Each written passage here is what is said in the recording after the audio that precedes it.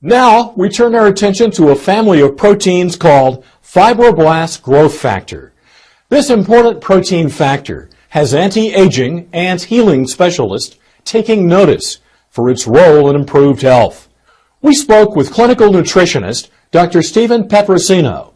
He believes FGF may hold a key to unlocking healing for a range of symptoms, from joint pain and poor quality hair, skin, and nails, to poor sleep, low energy, low libido, and even depression.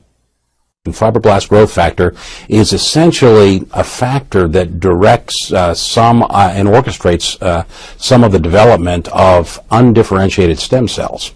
And stem cells are what are called pluripotent cells. They essentially can become anything.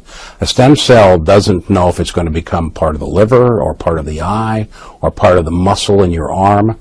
But at one point, there are directions that are given to that undifferentiated stem cell, and that stem cell then differentiates into that particular organ or tissue.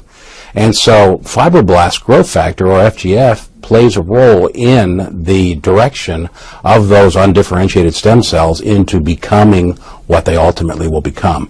One of the reasons we believe that fibroblast growth factor is beneficial in areas of damage is that when fibroblast growth factor can direct the development of stem cells to repair tissue, that helps with a repair of damage that occurs perhaps in the brain, in the heart, or other parts of body tissues.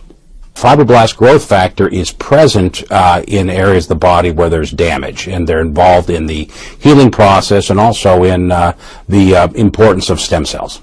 Research on FGF began over 80 years ago when it was discovered to exist in a surprisingly common whole food source. Dr. Davidson was a renowned medical doctor that practiced in Canada from the late 1920s into the 1940s.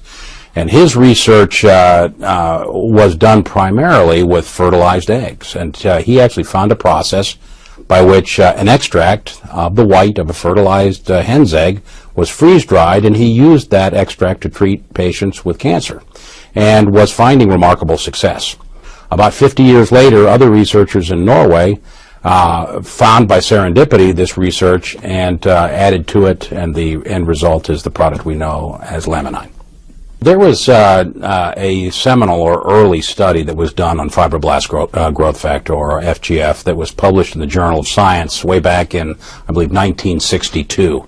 And that particular study showed that fibroblast growth factor concentrates in areas of the body that are have undergone damage.